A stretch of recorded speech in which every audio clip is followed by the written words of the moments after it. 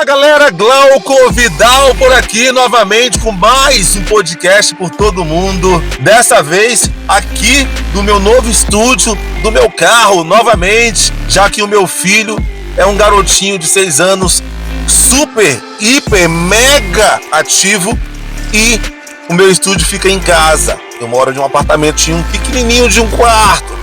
E aí o meu filho, ele é um cara que ele agita a casa de verdade. E para não fazer um podcast cheio de barulho de criança de fundo, eu resolvi fazer o podcast aqui do meu carro novamente, mas eu espero que possa ser tão edificante quanto tem sido para mim, porque Deus ele fala comigo e eu assisto todos os meus podcasts depois que eu posto no YouTube e no Spotify, porque eu quero saber onde eu errei, eu quero saber o que eu falei que eu não deveria ter falado, eu quero saber o corte que eu fiz que eu não deveria ter feito, o corte que eu deveria ter feito que eu não fiz. Então eu acompanho tudo. E você já viu aqui que a luz do carro já mudou, né? A luz do carro já mudou.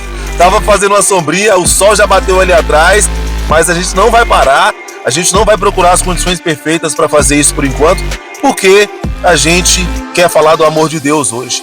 E esse podcast é muito especial, porque Deus ele falou comigo primeiramente, antes de eu transmitir o que ele falou comigo, transmitir para você. O tema desse podcast é: eu sou da igreja, mas será se eu sou de Jesus? Esse é o tema desse podcast e eu gostaria muito hoje de trazer para você aqui uma perspectiva nova e diferente sobre o que é ser de Jesus, o que é pertencer a Jesus. Nem sempre é fácil ser da igreja. Existem muitas provas que querem nos impedir de ter uma vida prática e ter uma rotina ali na igreja. Por outro lado, ser da igreja e ter só uma rotina e perder o fervor, o temor, o fogo, também não é legal. E é a mesma coisa de um relacionamento, uma relação entre marido e mulher. Os dois começam um relacionamento com aquele fogo todo, a lua de mel, né? Na verdade a lua de mel deveria mudar de nome, deveria se chamar lua de fogo, porque é um fogo, os dois em chama, os dois apaixonados, os dois encantados um com o outro. Só que conforme a rotina vem, os problemas vêm, alguns baldes de água fria são jogados na relação do casal. Quando o casal começa a deparar com o temperamento um do outro, começa a deparar com as manias um do outro, com o jeito um do outro, o jeito de falar, o jeito que ele fala comigo quando ele está irritado, ou que ela fala comigo quando ela está irritado, a impaciência, os odores, se é que você me entende. Quando você começa ali realmente conviver com a pessoa, quando a máquina de moer começa a girar, aí você fala, rapaz, esse casamento não era aquilo que eu tinha em mente, não. Começa-se um casamento com muito daquilo, né, se é que você me entende, é aquilo todo dia, é aquilo toda noite, é aquilo 2, 3 vezes por dia. Aí conforme o tempo passa, os problemas vêm vindo, a pessoa chega cansada da faculdade, chega cansada do trabalho, aquilo já diminui a intensidade, aquilo vai perdendo um pouco do ritmo, e aí já não dá mais para fazer aquilo todos os dias, entendeu? Porque não é só aquilo que vocês agora têm para fazer, vocês têm responsabilidade. Aí quando vem um filho, então, aí aquilo, dependendo do casal, fica muito raro e difícil por várias situações. Primeiro porque a criança se torna a prioridade da casa, do lar. Por quê? Porque a criança é frágil, a criança precisa muito da mãe, precisa do pai também, tá? Especialmente para as obrigações, tá bom? Então precisa do pai para trocar fralda, precisa do pai para dar banho, precisa do pai para segurar no colo, precisa do pai para dar um tempo para a mãe, para deixar a mãe respirar, tá bom? Então não é só de mãe que a criança precisa. Então aquilo vai se tornando um pouquinho mais difícil e o fogo do casal naturalmente vai apagando. Então eu digo o seguinte, que nós começamos os relacionamentos com fogo da paixão, só que todo fogo apaga, é isso mesmo, você já até sabe, você respondeu aí. Todo fogo apaga. Só que o objetivo número 1 do casal não é manter as chamas do relacionamento acesas. É manter a brasa aquecendo o relacionamento. Você não vai conseguir manter as chamas por muitos anos. As chamas vão apagar, o fogo não apaga. Você já teve a experiência de se esquentar ali na beira de uma fogueira, não já teve? Ficar ali conversando com os amigos? Eu já tive, tanto aí no Brasil quanto aqui nos Estados Unidos. Aqui nos Estados Unidos a gente também faz fogueira. A gente chama de bonfire. Então eu tava ali ao redor do bonfire. A chama do fogo é linda, né, gente? A chama do fogo é maravilhosa. aquele mix ali de azul, de amarelo, de vermelho, aquela chama linda, encanta. O fogo é algo encantador, né? Mas quando as chamas ficam dançando assim, só que aquelas chamas eventualmente elas vão apagar. Aí, ó, mudou de novo, a luz já mudou de novo. Aquelas chamas elas vão apagar e vai ficar o quê? Vai ficar a brasa. A brasa é o que mantém a temperatura do casal. Claro que com a brasa também pode rolar muita fumaça. E a fumaça ela incomoda, né? Mas o objetivo do casal é, pelo menos, manter ali aquela brasa acesa para nutrir o relacionamento, para aquecer o relacionamento. Só que isso não é fácil de se fazer, especialmente quando você já está há muito tempo com a pessoa. Muito tempo que eu falo assim, 2, 3, 4, 5, 10 anos. É porque no primeiro ano a gente ainda vive uma lua de mel muito intensa, uma lua de fogo muito intensa. Mas depois esse fogo apaga um pouquinho para dar lugar ali pro amor. Então a chama da paixão apaga e aí dá lugar pro amor. E o que é o amor, gente? O amor não é o que é cantado nas músicas brasileiras não, tá bom? A maioria das pessoas que cantam sobre o amor, elas não vivem o amor. Elas já têm 3, 4, 5 divórcios nas costas. Então elas não vivem o amor na prática. E o que é o amor? A Bíblia diz que o amor tudo sofre. Então a gente já sabe que o amor é algo que suporta o sofrimento. Não quer dizer que você vai estar dentro de um relacionamento com a pessoa, vai rolar umas tretas, você vai sofrer, mas o amor, ele tudo sofre. Mas assim, Glauco, o que é tudo? Bem, tudo é tudo, né, gente? Tudo são todas as coisas. O amor tudo sofre. O amor tudo supera, tudo suporta. Então, tem situações insuportáveis no seu relacionamento que somente o amor vai poder suportar. A palavra suportar vem de suporte. Já viu um suporte para poder colocar a televisão? Um suporte para poder colocar o computador? Suporte é aquilo que segura. Suporte é aquilo que suporta. Às vezes você fala bem assim para a pessoa, eu não suporto mais essa pessoa. Eu sei que quando você fala não suporto mais, soa como outra coisa. Mas quando você fala que não suporta mais, pode significar duas coisas. Que você não apoia mais essa pessoa, que você não está mais sendo o suporte, que a pessoa está ali suportando algo sobre você, e você não suporta mais essa pessoa.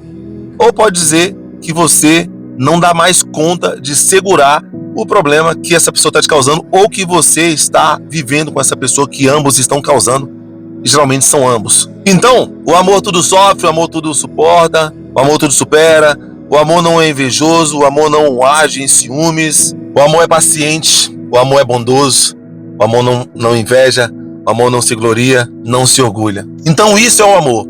As pessoas acham que o amor é a paixão. Eu amo tanto a pessoa. Toda vez que você fala que ama uma pessoa, sabe o que você está falando? Nossa, eu sou tão paciente com essa pessoa. Toda vez que você ama uma pessoa, na visão de Deus, você está falando o seguinte: nossa, eu sou tão bondoso para essa pessoa. Toda vez que você ama uma pessoa, você está falando: eu não sinto inveja dessa pessoa, eu quero que essa pessoa cresça. O crescimento dela é o que alegra meu coração. O amor não se vangloria. Sabe o que é se vangloriar? Essa pessoa só é assim porque eu ajudo. Ai dela se não fosse eu. Eu faço tudo por ela, eu faço tudo por ele. A Bíblia fala que o amor não se vangloria, o amor não se orgulha. Existem dois sentidos para a palavra orgulho. Vamos dizer que existe o orgulho bom e o orgulho ruim. O orgulho bom é quando você olha para a pessoa e você sente aquela alegria, aquela satisfação de falar: cara, olha, eu estou muito feliz de ver que você fez isso. Que bom que você fez isso. Dá uma satisfação de saber que você é essa pessoa, que você está fazendo isso, que você está chegando nesse nível. E tem um amor soberbo, né? Aquele amor que resiste, sabe? Vou pedir perdão, não vou pedir desculpa coisa nenhuma. Eu tô certo na situação. Ele que venha me pedir perdão, ela que venha me pedir perdão. Esse aí é o orgulho do capeta. Porque a Bíblia diz o seguinte: achegai-vos, pois, a Deus, mas resistis ao diabo e ele fugirá de vós. Então, a única coisa que tem que ser resistida na nossa vida é o diabo. Mais nada. Você não resiste ao seu marido, você não resiste à sua esposa, você resiste ao diabo. É isso que a Bíblia fala. Só que para resistir ao diabo, você precisa se achegar a Deus. Tem muita gente que quer resistir ao diabo sem se achegar a Deus. Dá não, gente. Primeiro você tem que se achegar a Deus. Porque quando você se achega a Deus, Deus ele vai te dar a força. Deus ele vai te dar a resiliência. Deus ele vai te dar os recursos que você precisa. Gente, a gente é falho, tá? A gente é muito falho. Todos nós, tá? Você tá me vendo aqui, eu tenho um discurso legal, né? Meu discurso é bonito. Mas pra colocar isso em prática com a minha esposa, não é fácil não, gente. Não é fácil. Por quê? falar é relativamente fácil. Agora, colocar em prática não é tão fácil. E continua aqui em 2 Coríntios. Olha só. O amor não maltrata, não procura os seus próprios interesses, mas se alegra com a verdade. E não se ira facilmente e não guarda rancor. Isso é exatamente tudo o que acontece dentro de muitos relacionamentos. A pessoa, ela maltrata a outra, a pessoa, ela é egoísta, procura os seus próprios interesses, a pessoa não tem flexibilidade com a agenda da outra, a pessoa não ajuda a outra quando vê a outra atarefada em casa, cuidando do filho, fazendo o almoço, fazendo janta, a pessoa não se interessa, às vezes fica lá no videogame, enquanto só uma tá ali. Então não é fácil, mas é possível. Quando você quiser pensar no amor, você tem que pensar dessa forma. O amor é isso. O amor, ele é paciente. O amor é bondoso. O amor não inveja, não se vangloria, não se orgulha, não maltrata, não procura seus interesses próprios, não se ira, não se irrita facilmente e não guarda rancor. E só essa linha aqui, ó, o verso 5 de 1 Coríntios 13, resume o relacionamento de muitas pessoas. Inclusive, eu poderia dizer que há um tempo atrás resumiria o meu relacionamento também. Mas eu tenho aprendido a cada dia. Só essa linha aqui, ó, não maltrata, não procura os seus próprios interesses. Quantas pessoas que estão no relacionamento maltratando uma a outra, às vezes xingando, humilhando, gritando com a pessoa, diminuindo a pessoa, chamando a pessoa por nomes, sua burra, seu isso, seu aquilo, não tendo paciência com a pessoa. A Bíblia diz que o amor, ele é paciente. Então como saber se você ama uma pessoa? Você é paciente com essa pessoa? O seu coração é bondoso com essa pessoa? Você está sempre pensando em fazer as coisas boas para essa pessoa, independente do que essa pessoa faz para você? O amor não maltrata, não procura os seus próprios interesses. Quantos amores aí não são egoístas, mas ele se alegra com a verdade? O amor tudo sofre, o amor tudo espera. Então o amor espera o tempo do outro. O amor não quer se divorciar com o primeiro problema. Ah, não tem jeito para essa pessoa não. Não, a Bíblia diz que o amor, ele tudo espera, e ele tudo suporta, e ele tudo crê. Então às vezes você já perdeu a fé no seu relacionamento, mas o amor, ele tudo crê. Se você não crê, é porque não é amor, é paixão. Paixão é um fogo lindo, gostoso, quentinho, mas que passa, que apaga. O amor não. O amor nem fogo é.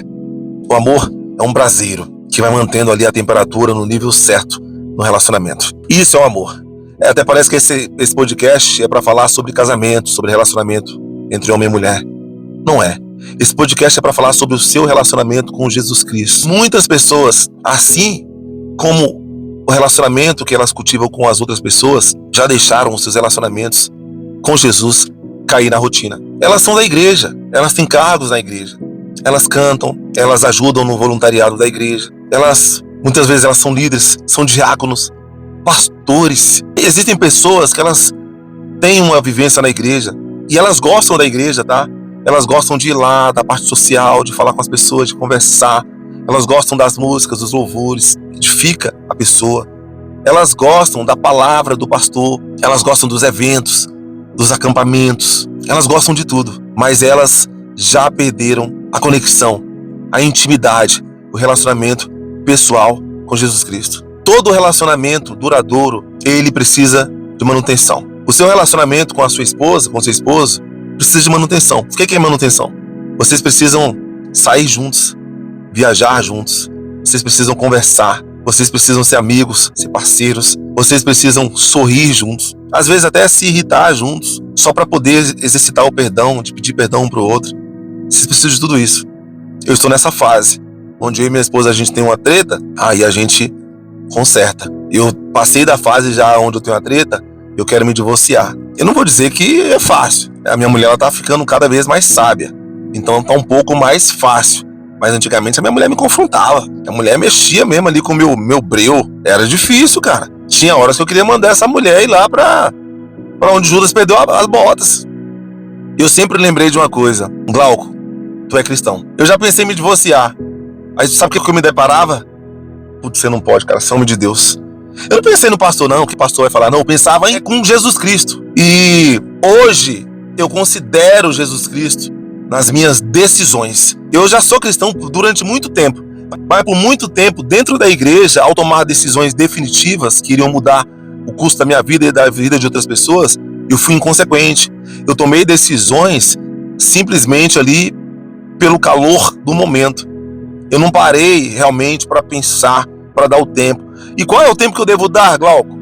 O tempo que for necessário. Eu simplesmente tomei a decisão ali no calor das emoções e depois de um tempo eu me arrependi, tentei consertar. Tô falando aqui, por exemplo, do meu primeiro casamento. E quando eu vi já era muito tarde, já não tinha mais conserto.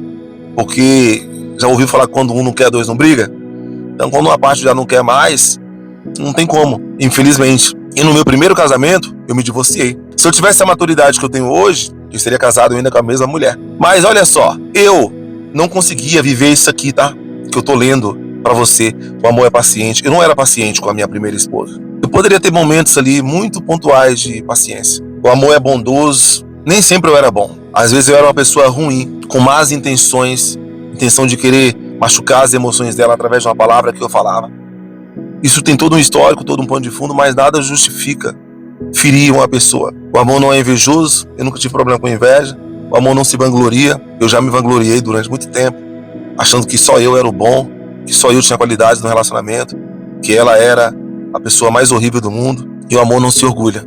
E o orgulho ainda é o meu calcanhar de Aquiles, ainda é a minha fraqueza. Satanás não me tenta com mulher, com dinheiro, com drogas, com bebida, com nada dessas coisas do mundo, mas ele me tenta com algo que tem dentro de mim. Ele me tenta com orgulho. Às vezes eu não quero ir pedir perdão, eu não quero consertar, eu não quero dar o braço a torcer. Se tiver que ficar 1 mês, 2 meses sem falar com essa pessoa, eu fico. Não é natural, mas foi comumente construído dentro de mim através das situações que eu vivi na infância. Como eu já falei em outros episódios, eu cresci em uma casa onde eu brigava com os meus irmãos, a gente ficava meses sem se falar. Eu tinha um bate-boca, uma discussão com a minha mãe, a gente ficava meses sem se falar. Eu cresci vendo meu pai não falar com a minha mãe. Eu cresci vendo a minha mãe não falar com meu pai, usando nós como intermediários.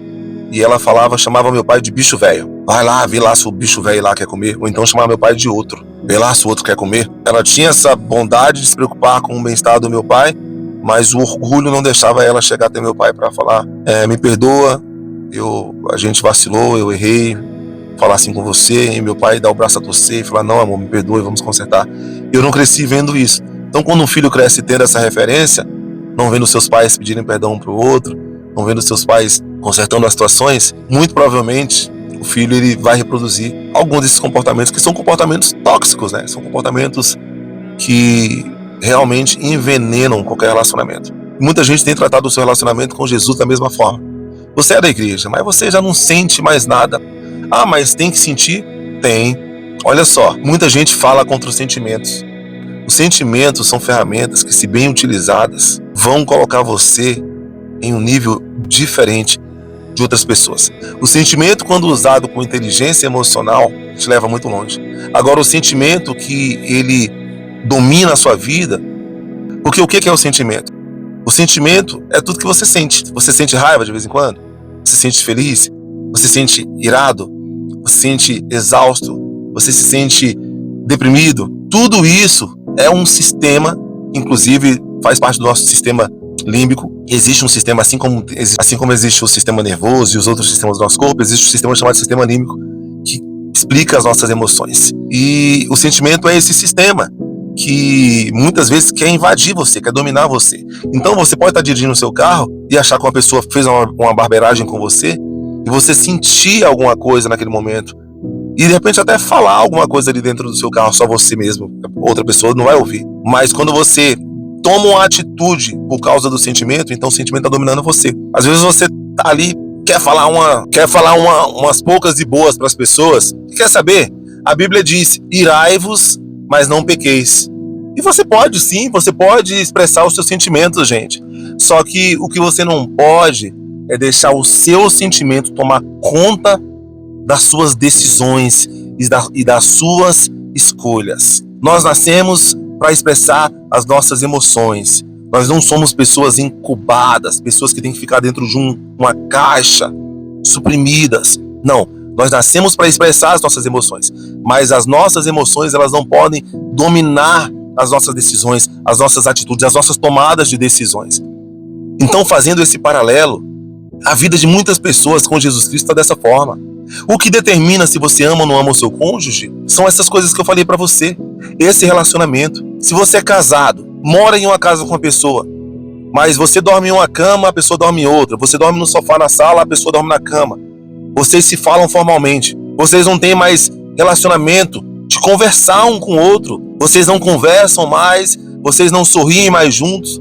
Vocês têm algumas coisas em comum ainda, algumas obrigações, né? Vocês dividem ali as contas, um paga isso, outro paga aquilo, tá ali por conta dos filhos, o que é certo, estar por conta dos filhos.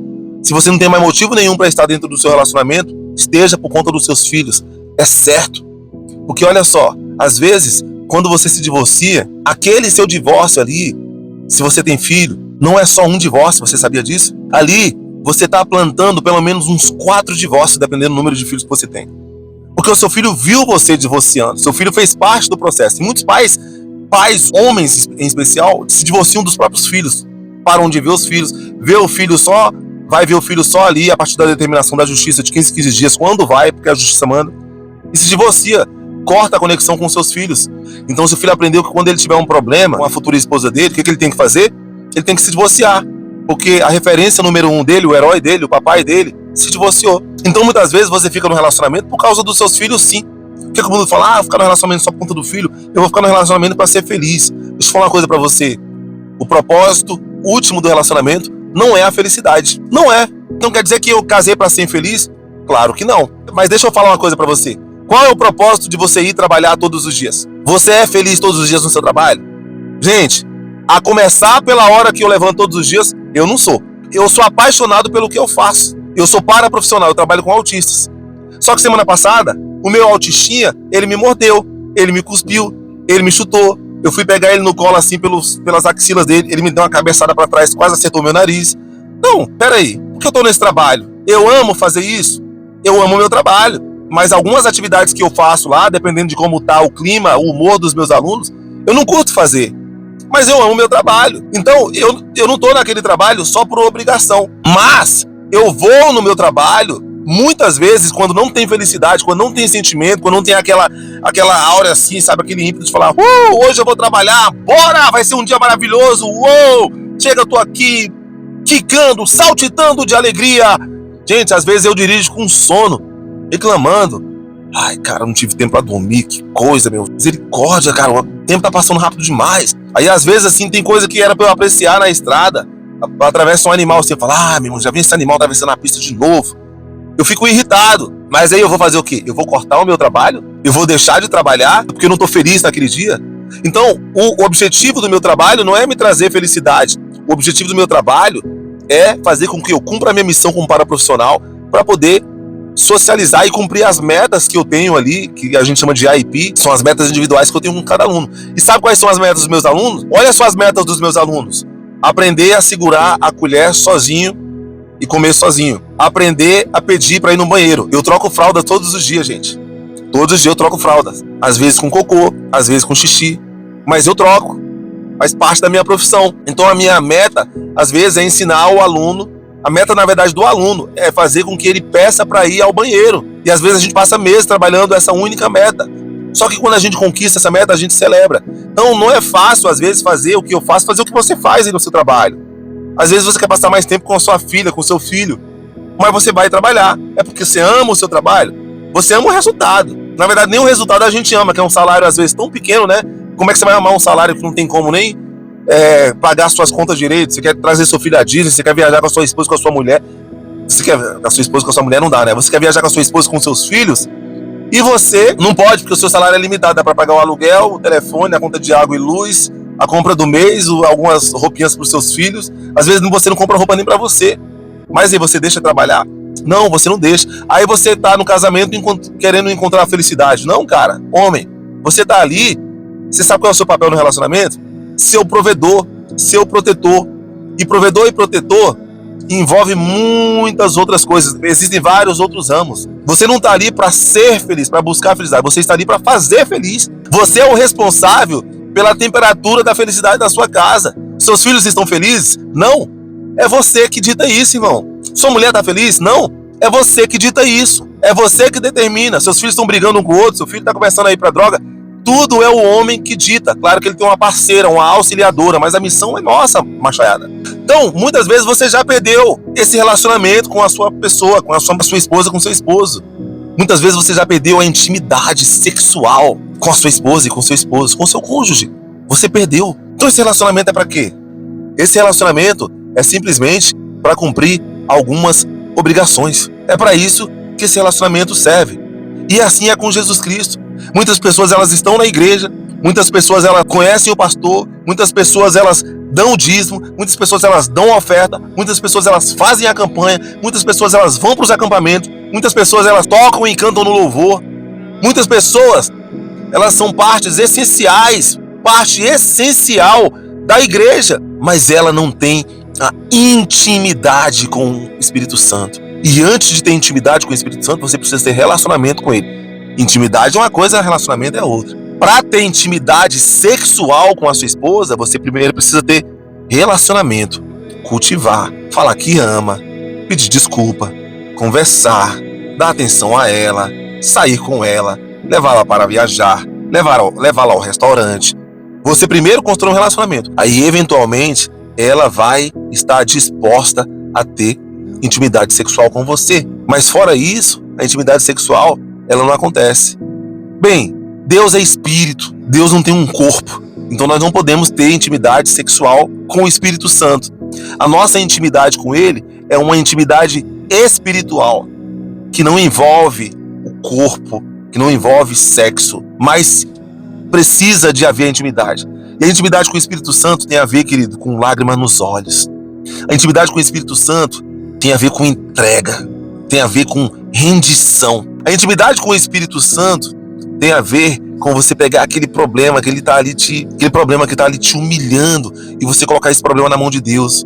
Você falar: Espírito Santo, eu confio e eu preciso no Senhor. E às vezes esse mesmo Espírito Santo não vai responder de acordo com o que você quer, mas mesmo assim você busca essa intimidade. E para a intimidade, você só pode ser íntimo do Espírito Santo se você investir tempo. Se você faz aquela oração meteórica: Senhor, obrigado por esse dia, que seja uma bênção, que o Senhor me dê isso, que me dê aquilo outro.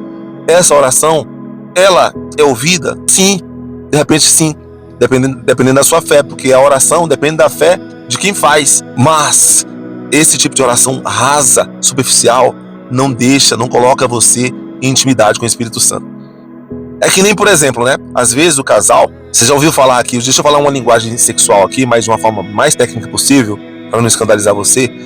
Você já ouviu falar em preliminar? Preliminar é tudo que você faz ali antes do coito, antes de você finalmente fazer sexo ali com a sua esposa ou com o seu esposo. Então a preliminar, muitas vezes, ela é mais importante do que o próprio ato em si, porque ali é onde você cultiva a intimidade, ali é onde vocês trocam carícias, vocês falam coisas um para o outro. Então, com o Espírito Santo não é diferente, querido. Com o Espírito Santo, você pode pertencer a Deus e não ter intimidade nenhuma com o Espírito Santo, o que é um desperdício, porque o Espírito Santo, ele está aqui, ele está na terra. O Espírito Santo está na terra. Você tem noção disso? Às vezes eu fico falando: caraca, Glauco, eu acho que tu é meio maluco, porque eu acho que tu é o único cara que pensa dessa forma. Às vezes eu fico pirando assim, sabe? Eu fico: cara, o Espírito Santo está na terra. Que louco, né? Como assim o Espírito Santo está na terra? Ele está. A Bíblia diz que Jesus estava na terra, aí Jesus foi e deixou o Consolador. O Espírito Santo, ele ficou. O Espírito Santo já esteve na terra antes mesmo de Jesus nascer, né? Que a Bíblia fala já em Gênesis que o Espírito de Deus pairava sobre a face das águas, sobre a face do abismo. Mas a Bíblia diz que Jesus, ele deixou o Espírito Santo, e o Espírito Santo hoje ele está aqui, e você pode ter esse acesso a ele. Então, querido, o seu cristianismo, ele é exercido através de intimidade com o Espírito Santo. É quando você está ali no pé da sua cama à noite, quando você se ajoelha para orar. Às vezes a sua intimidade com o Espírito Santo é cultivada fora dessa oração que você faz com a sua mulher e com seu filho, com sua esposa e com seus filhos. Eu faço oração com minha esposa e com meu filho todos os dias. Hoje nós temos um grupo aqui chamado CID. CID significa Sementes em Desenvolvimento. É o nosso grupo aqui. Então nosso filho é a nossa semente, a gente está desenvolvendo nosso filho para se tornar um homem de Deus. E às vezes é gostosa essa reunião que a gente faz, mas a minha intimidade com o Espírito Santo não está ali. Não está ali. Às vezes você vive momentos ali com a sua esposa e junto com outras pessoas, né? Você sai com a sua esposa e com amigos e tal, mas a sua intimidade com a sua esposa não está ali. Você e ela sabem disso. Como está a sua intimidade com o Espírito Santo? Não adianta, querido. Não é suficiente. Não é que não adianta. Deixa eu mudar.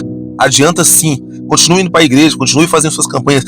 É importante ter rotina, mas não é suficiente apenas ter uma rotina com a igreja, porque Cristo é o cabeça da igreja. É importante que você seja o corpo de Cristo e que você tenha intimidade com o cabeça da igreja. É importante você ter intimidade com Jesus através do Espírito Santo. É importante que as coisas que você faz na sua vida, que elas sejam em nome de Jesus e através do Espírito Santo. Que o Espírito Santo ele possa impelir você a fazer coisas.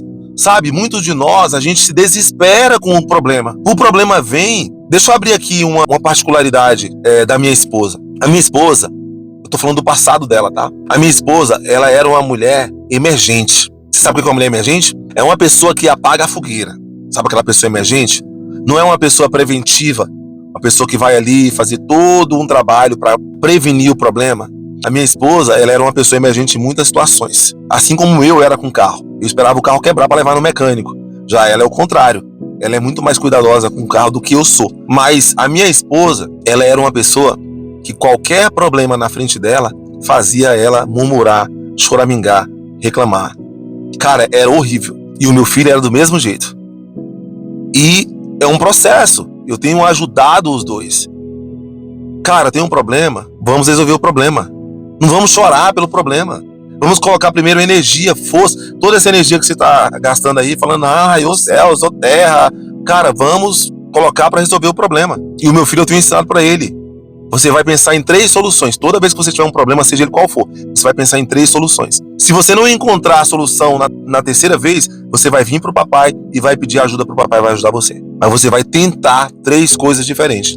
E agora eu tenho ensinado o que é 3 coisas diferentes para ele. E tem funcionado.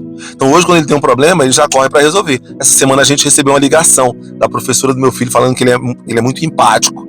Que a empatia dele é diferente das outras crianças da sala dele. Ele é uma pessoa que se preocupa com os outros. Aconteceram 2 episódios, a professora abriu pra gente. Não vou abrir pra você, que é entre eu e minha mulher aqui, meu filho.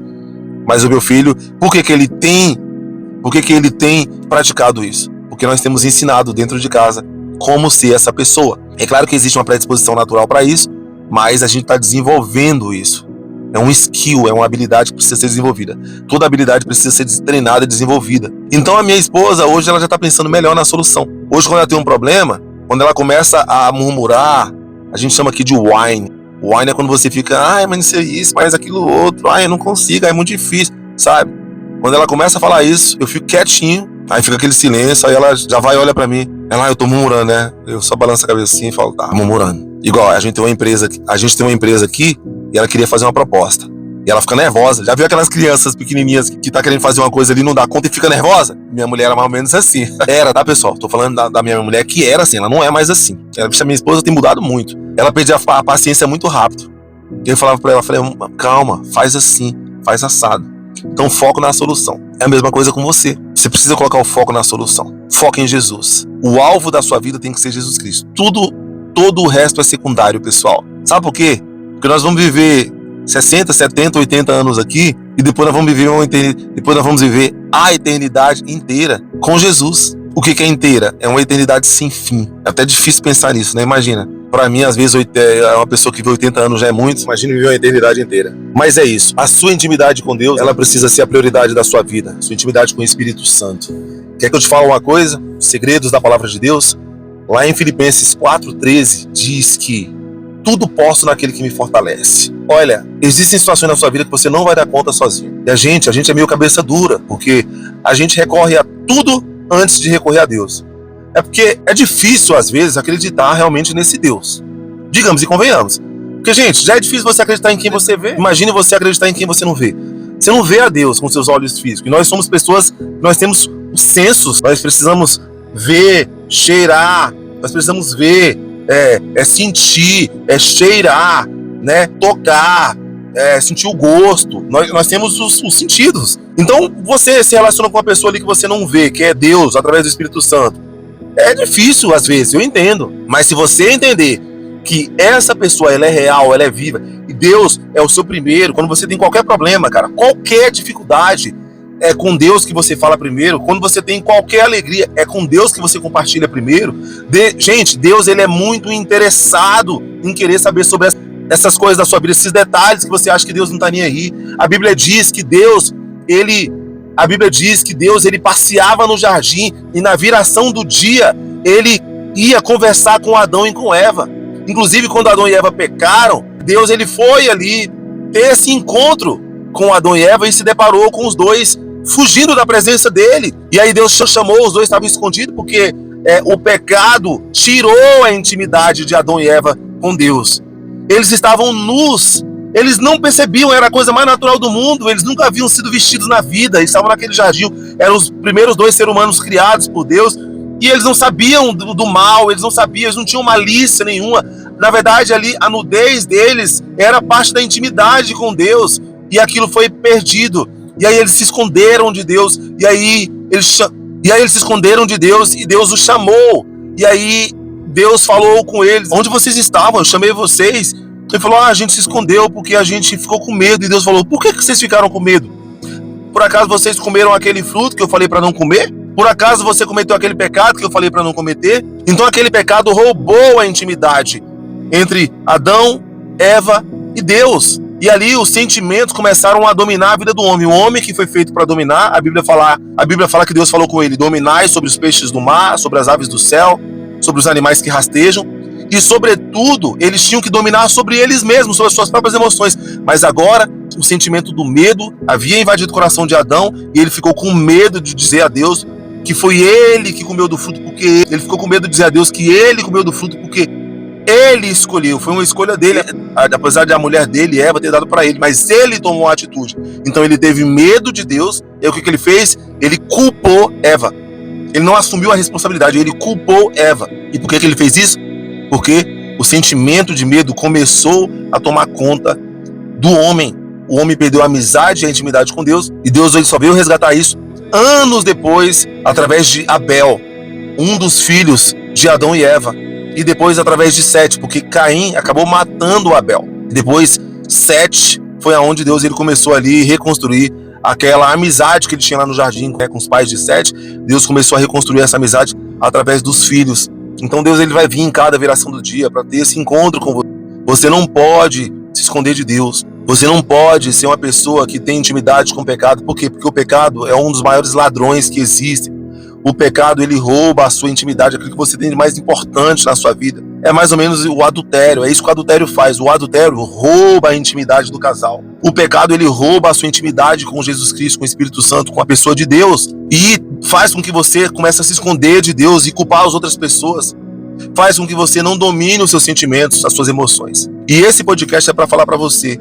Existe sobre você um potencial de ter uma intimidade ilimitada com o Espírito Santo. Não adianta você só, não é suficiente você ser apenas da igreja, pessoal. É legal ser da igreja, mas se você for da igreja e não tiver intimidade com o dono da igreja, então não adianta. Não adianta você ser apenas casado. Se você é casado, mas você não é amigo do seu cônjuge, se você não tem intimidade sexual com o seu cônjuge, se você não tem intimidade de carícias, de palavras afetuosas com o seu cônjuge, então que adianta ser casado? O casamento ele vai além de uma formalidade, de uma aliança, de uma cerimônia na igreja. O casamento é no dia a dia, é aquilo que você constrói com a sua esposa. Com o Espírito Santo é a mesma coisa. Às vezes você é casado com a sua igreja, mas você não é casado com o Espírito Santo porque você não tem mais intimidade com o Espírito Santo. E quando você não tem intimidade com o Espírito Santo, raramente você vai conseguir ter intimidade genuína com as outras pessoas, incluindo sua esposa, seus filhos, raramente. Eu queria que você refletisse nisso. Eu fiz um paralelo entre a vida do homem e da mulher, do marido e da esposa, e a sua vida com Deus. Eu fiz esse paralelo porque eu queria que você entendesse na prática o que é ter intimidade com o Espírito Santo, o que é ter relacionamento com o Espírito Santo, o que é ter comunhão com o Espírito Santo. E eu espero que esse podcast ele possa edificar a sua vida, que Deus possa falar com você através desse podcast. Que Deus ele possa encontrar aquele espaço perdido dentro do seu coração. Que você que perdeu essa aliança, essa intimidade, que você volte, que você refaça, que você renove a sua aliança com Deus. Que você tenha comunhão com o corpo de Cristo é mandatório, é obrigatório, é necessário para todo cristão, mas é obrigatório ter comunhão com a cabeça da igreja, que é Jesus Cristo através do seu Espírito. É isso aí, eu espero que você tenha gostado desse podcast. Eu quero só pedir para você aí, se você gostou, deixa o seu like, se você não gostou, deixa o seu dislike.